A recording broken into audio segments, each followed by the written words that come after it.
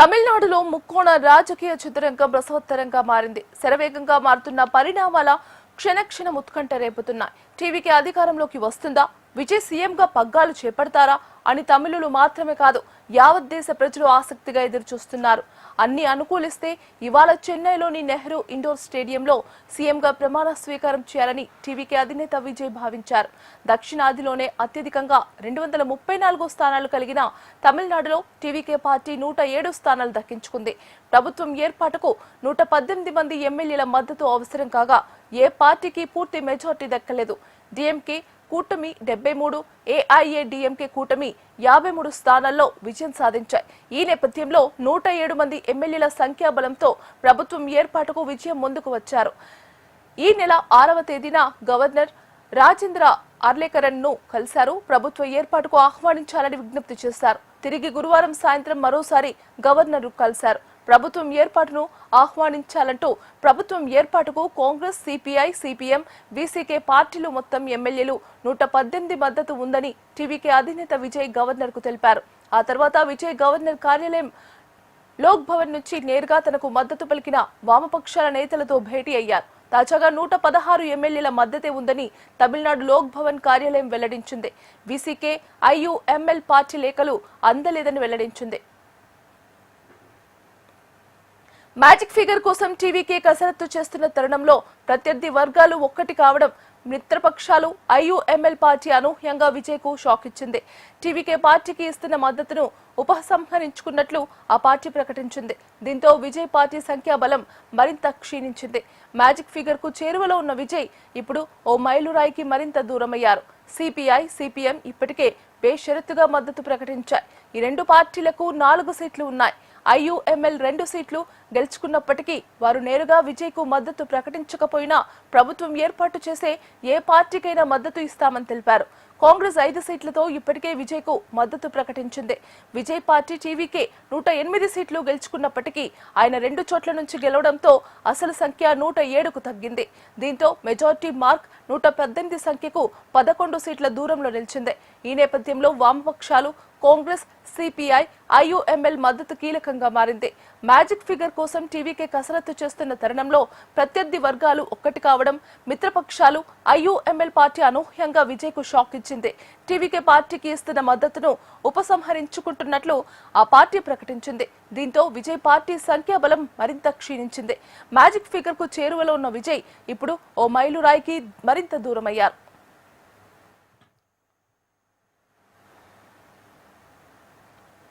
రెండు సీట్లు గెలిచిన వీసీకే పార్టీ డిప్యూటీ సీఎం పదవి కావాలని పట్టుబడుతోంది. అయితే ఇప్పటికే వీసీకే పార్టీకి తాము పట్టణాభివృద్ధి శాఖ తిరుచి అసెంబ్లీ నియోజకవర్గ సీటు ఇస్తామని హామీ ఇచ్చింది. శనివారం విజయ్ ప్రమాణ స్వీకారం చేయాల్సి ఉండగా ఊహించని విధంగా తమకు డిప్యూటీ సీఎం పదవి ఇస్తేనే మద్దతు పలుకుతామని, లేదంటే విరమించుకుంటామని పట్టుబట్టింది. విజయ్ పార్టీ టీవీకేకు మద్దతు ఇచ్చే లేఖను గవర్నర్ కు అందజేయలేదు. తమిళ రాజకీయాల్లో చోటు చేసుకున్న పరిణామాలను అదను చేసుకుని అన్నాడీఎంకే పావులు కదిపింది. అన్నాడీఎంకే అధినేత పళనిస్వామి నేతృత్వంలో కొత్త ప్రభుత్వాన్ని ఏర్పాటు చేసేందుకు అవకాశం ఇవ్వాలని టీటీవీ దినకరన్ గవర్నర్ ను కోరారు. పాత వైరాన్ని పక్కన పెట్టి దినకరన్ మద్దతు తెలపడం విజయ్ వర్గాల్లో ఆందోళన కలిగిస్తోంది. అన్నాడీఎంకేకు చెందిన 40 మంది ఎమ్మెల్యేలను పుదుచ్చేరిలోని ఏ రిసార్ట్ కు తరలించారు. ఆ పార్టీ ప్రధాన కార్యదర్శి పళనిస్వామి టీవీకే డిఎంకేతో ఎవరూ చర్చలకు వెళ్లొద్దంటూ మనమే సొంతంగా ప్రభుత్వం ఏర్పాటు చేయబోతున్నామన్న సంకేతాలు జారీ చేశారు. అప్పటి వరకు ఓపికతో ఉండాలని కోరారు.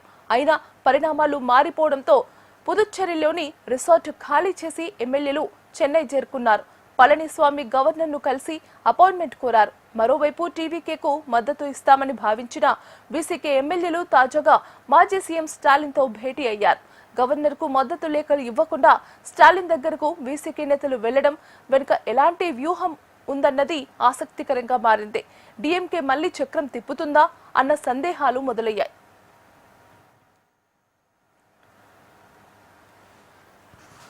మరోవైపు తమిళనాడులో తలెత్తిన రాజకీయ సంక్షోభం నేపథ్యంలో కాంగ్రెస్ కీలక నిర్ణయం తీసుకుంది. 5 కాంగ్రెస్ ఎమ్మెల్యేలను హైదరాబాద్ తరలించారు. సంఖ్యాబలం రాజకీయాలతో కాంగ్రెస్ అప్రమత్తమైంది. ఎమ్మెల్యేల భద్రత కోసమే తరలిస్తున్నానంటున్న కాంగ్రెస్ వర్గాలు చెబుతున్నాయి. క్షణక్షణం ఉత్కంఠగా మారుతున్న తమిళనాడు తాజా రాజకీయ పరిణామాలతో గవర్నర్ ఎలాంటి నిర్ణయం తీసుకుంటారన్నది ఆసక్తికరంగా మారింది. విజయ్ మెజార్టీ నిరూపించుకోవడానికి సమయం ఇస్తారా, లేక అన్నాడీఎంకే కూటమిని ఆహ్వానిస్తారా? ఎవరు మెజార్టీ చూపని పక్షంలో రాష్ట్రపతి పాలనకు సిఫార్సు చేస్తారా అన్నది రాజకీయ ఉత్కంఠగా కొనసాగుతోంది. ఇక ఇదే అంశానికి సంబంధించి మరింత సమాచారం అందించడానికి మా కన్సల్టెంట్ ఎడిటర్ శివప్రసాద్ ఫోన్ లో సిద్ధంగా ఉన్నారు. శివప్రసాద్, సో గట్టిగా ప్రధానంగా రాజకీయ పరిణామాలన్నీ కూడా చాలా తీవ్రంగా చాలా వేగంగా మారుతున్నటువంటి పరిస్థితి తమిళనాడులో కనిపిస్తుంది. నిజానికి ఇవాళ ఉదయం 11 గంటలకి విజయ్ ప్రమాణ స్వీకారం చేయాల్సినటువంటి పరిస్థితి. కానీ కేవలం 2 సీట్ల యొక్క తేడాతో విజయ్ ప్రమాణ స్వీకారం వాయిదా పడింది. మరోవైపు డిఎంకే కూడా చాలా గట్టిగా పావులు కదుపుతున్నట్టుగా కనిపిస్తూ ఉంది. నిజానికి వీసీకే ముందే మద్దతు తెలిపినప్పటికీ కూడా మిత్రపక్షాలు అటువైపు వామపక్షాలు రెండు వామపక్షాలు 4 సీట్లు ఇచ్చిన తర్వాత వీసీకే ఇంకా లెటర్ ఇవ్వకపోవడం, మరోవైపు ఐయుఎంఎల్ తాను ఇచ్చిన మద్దతుని మళ్ళీ వెనక్కి తీసుకుని స్టాలిన్ తో సమావేశం కావడం, ఇవన్నీ చూస్తే చాలా తీవ్రమైనటువంటి గందరగోళ పరిస్థితి అక్కడ కనిపిస్తోంది.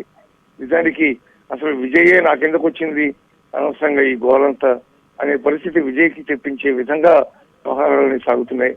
మరోవైపు టీటీపీ దినకరన్ ఇందాక మీరు చెప్పినట్టుగా పళనిస్వామిని పిలవాలి అని చెప్పి తనంతా తానుగా గవర్నర్ని కలిసి మాట్లాడడం, ఇవన్నీ కనుక చూస్తే రాజకీయ పరిణామాలు చాలా తీవ్రమైనటువంటి విషమమైనటువంటి రూపాలు తీసుకున్నట్టుగా మనకి కనిపిస్తూ ఉంది. చట్టబద్ధంగా ఎన్నిక కావాల్సినటువంటి ప్రభుత్వం 108 సీట్లతో హైయెస్ట్ మెజారిటీ ఉండి సింగిల్ లార్జెస్ట్ పార్టీగా ఉన్నటువంటి టీవీకేకి అవకాశం రాకపోవడం, ఇవన్నీ కూడా ప్రజాస్వామ్యం పట్ల ఉండే ప్రజల అభిప్రాయాన్ని తీవ్రంగా బాధిస్తున్నట్టుగా కనిపిస్తున్నటువంటి పరిస్థితి తమిళనాడులో ఉంది. సో ఏదేమైనా ఇవాళ మరిన్ని రాజకీయ పరిణామాలు సంభవించే అవకాశం ఉంది. మరోవైపు రేపు కేరళలో ప్రమాణ స్వీకారం ఉంటుంది. కేరళ సీఎం ప్రమాణ స్వీకారం ఉండే అవకాశం ఉంది. ఆ నేపథ్యంలో ప్రస్తుతం మన గవర్నర్ గా ఉన్నటువంటి తమిళనాడు గవర్నర్ గా ఉన్నటువంటి అర్లేకర్ కేరళ వెళ్లాల్సినటువంటి పరిస్థితి వస్తుంది. మరి అప్పటిదాకా ఇది ఏమవుతుంది, టీవీకి ఎంతకాలం పడుతుంది మెజార్టీ ప్రూవ్ చేసుకోవడానికి, లెటర్స్ ఇస్తారా ఇవ్వరా, ఇవన్నీ కూడా పెద్ద $1 మిలియన్ క్వశ్చన్ లాగా మిగిలిపోయినటువంటి పరిస్థితి ఉంది. మొత్తం మీద చాలా తీవ్రమైనటువంటి రాజకీయ పరిణామాలు మాత్రం తమిళనాడులో జరుగుతున్నాయి. అయితే అన్నాడీఎంకే ఏ మేరకు ముందుకెళ్ళగలుగుతుంది, ఏ మేరకు అధికారంలోకి రాగలుగుతుంది అనేది దాదాపు చూస్తే అసాధ్యంగా మనకు కనిపిస్తోంది. కానీ ఎందుకు ఈ గందరగోళ పరిస్థితి క్రియేట్ చేస్తున్నారు అనేది మాత్రం దానికి వాళ్లే సమాధానం చెప్పాల్సినటువంటి పరిస్థితి కూడా కనిపిస్తుంది గట్టిగా. అలాగే శివప్రసాద్ చెప్పండి, ఐయుఎంఎల్ ఈ నిర్ణయం తీసుకోవడానికి ఏమైనా అంతర్గత విభేదాలు ఉన్నాయా? అంతర్గత విభేదాలు ఎవరితోనూ లేవు. కానీ స్టాలిన్ విషయంలో వాళ్ళు అంటే స్టాలిన్ మిత్రపక్షంగా ఉన్నారు. వాళ్ళు ఈవెన్ సిపిఐ సిపిఎం కూడా మేము మీకు మద్దతు ఇచ్చినప్పటికి కూడా మేము డిఎంకే కూటమిలోనే కొనసాగుతామని చెప్పి స్పష్టంగా తెలియజేశారు. అట్లాగే వీసీకే కానీ లేకపోతే ఐయుఎంఎల్ కానీ వాళ్ళు కూడా అదే పద్ధతిని అనుసరించి వాళ్ళు చేస్తుంటే బాగుండేది. అలా కాకుండా మళ్ళీ ఎందుకు లాస్ట్ మూమెంట్ తో హాల్ట్ చేశారు, తాము ఆల్రెడీ మద్దతు ఇస్తున్నామని ప్రకటించిన వాళ్ళు మళ్ళీ ఎందుకు వెనక్కి వెళ్ళిపోయినట్టు?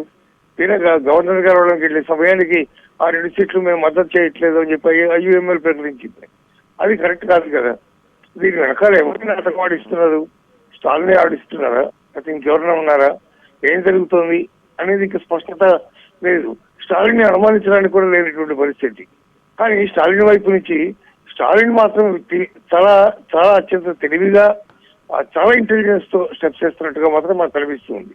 తన మద్దతుదారులు ఎవరైతే ఉన్నారో వాళ్ళందరినీ కూడా నెమ్మదిగా ప్రత్యర్థి క్యాంపులో ప్రవేశపెడుతున్నాడు. టీవీకే క్యాంపులో ఎప్పుడైతే ప్రవేశపెడతాడో వీళ్ళు ఇక్కడ సమాచారం మొత్తం ఆఖరికి మీ లోపల ఏం జరుగుతుంది, ఎవరెవరు ఏం మాట్లాడుకుంటున్నారు, కేబినెట్ లో ఏం జరుగుతుంది, ఏ సాక్షన్స్ జరుగుతున్నాయి, ప్రతి విషయం కూడా స్టాలిన్ ఆటోమేటిక్ గా వెళ్ళిపోతుంది కదా.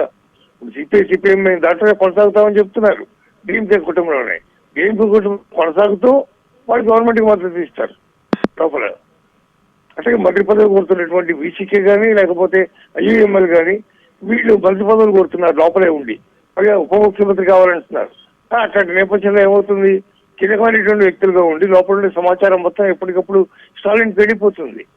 ఇదంతా చాలా పెద్ద విషయ సర్కిల్ లాగా ఇదంతా కనిపిస్తుంది. అసలు ఇంతకంటే టీవీకి ఇంకా డైరెక్ట్ గా పళనిస్వామి మద్దతు తీసుకుని ఉంటే బెటర్ ఉండేదేమో. కానీ అసలు ఎందుకు ఈ రకమైనటువంటి వైఖరి విజయ్ తీసుకున్నాడు, ఎందుకు ఇట్లాంటి పరిస్థితి తెచ్చుకున్నాడు, దానికి ఎవరు కూడా సమాధానం చెప్పే పరిస్థితి కాదు.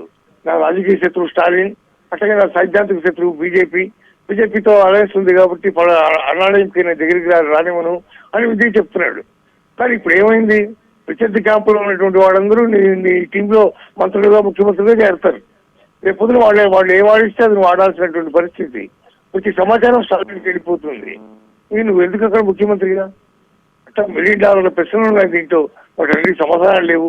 విజయ్ యొక్క రాజకీయ పరిణతి అంత మాత్రమే కనిపిస్తుంది మనకి. రాజకీయ పరిణతి లేక విజయ్ ఇట్లాంటి పనులను చేస్తున్నారా ఏంటో దాన్ని ఎవరు నిర్ణయించగల వాళ్ళు లేరు, సరైన సమాచారం లేదు. కేవలం ఒక ఊపులో అతను భారీగా 108 సీట్లు అతను సాధించాడే తప్ప నిజానికి ఏం చేయాలి, ఎట్లా చేయాలి అనే దాని మీద అతనికి కూడా అవగాహన లేదు. ఆ అవగాహన రాహిత్యాన్ని అన్ని పార్టీలు కూడా వాడుకుంటున్నట్టుగా కనిపిస్తూ ఉంది గీతిక. అలాగే ఈ నేపథ్యంలో విజయ్ క్యాంప్ ఈ పరిస్థితిని ఎలా హ్యాండిల్ చేస్తుంది శివప్రసాద్? ఎట్లా హ్యాండిల్ చేస్తారు? వాళ్ళకి ఏమైనా పరిణతి ఉంటే కదా దాంట్లో హ్యాండిల్ చేయడానికి. వాళ్ళకి పరిణతి లేదు కాబట్టి ఇట్లాంటి పరిస్థితి వచ్చింది. ఎవరైనా శత్రువర్గంలో ఉన్నటువంటి ప్రధాన శత్రువు, రాజకీయ శత్రువు అని చెప్పినటువంటి స్టాలిన్ క్యాంప్ లో ఉన్నటువంటి సిపిఎం తెచ్చి ఎవరైనా తన టీంలో పెట్టుకుంటారా? లేకపోతే విసికేని పెట్టుకుంటారా? లేకపోతే ఐయుఎంఎల్ పెట్టుకుంటారా? ఎంత పరిపక్వత లేనటువంటి వ్యవహారం ఇదంతా కూడా. ఒకటి నిజంగానే నీకు పెద్ద పార్టీ కావాలి, నీకు మొట్టమొదటిగా సంఖ్యాబలం కరెక్ట్ కాదు, పెద్ద పార్టీ ఉంటే బాగుంటుంది అనుకుంటే స్టాలిన్ ఎటాకు ప్రత్యర్థి కాబట్టి నువ్వు ఏడీఎంకే మద్దతు తీసుకోవచ్చు కదా. అలా ఎందుకు తీసుకోలేదు? మొదటి నుంచి కూడా భారతీయ జనతా పార్టీ వాడితో కలిసి పోటీ చేసింది. వాళ్ళు కావాలంటే తెగదింపు చేసుకుని వచ్చేస్తామని చెప్తున్నాడు కదా. అంటే ఏది అతనికి ఏమీ తెలియటం లేదు. బట్ ఈ రకమైనటువంటి వ్యవహార శైలితో అతను ఎంతకాలం పాటు అధికారం ఒకడు వచ్చినా కూడా ఎంతకాలం పాటు పాలించగలడో తెలియదు, ఎంత ట్రాన్స్పరెంటీతో పాలించగలడో కూడా తెలియదు. చాలా కష్టసాధ్యం ఇవన్నీ కూడా. అందుకే ఈ పరిణామాలన్నీ కూడా చాలా దారుణంగా కనిపిస్తున్నాయి ఈ తమిళనాడులో.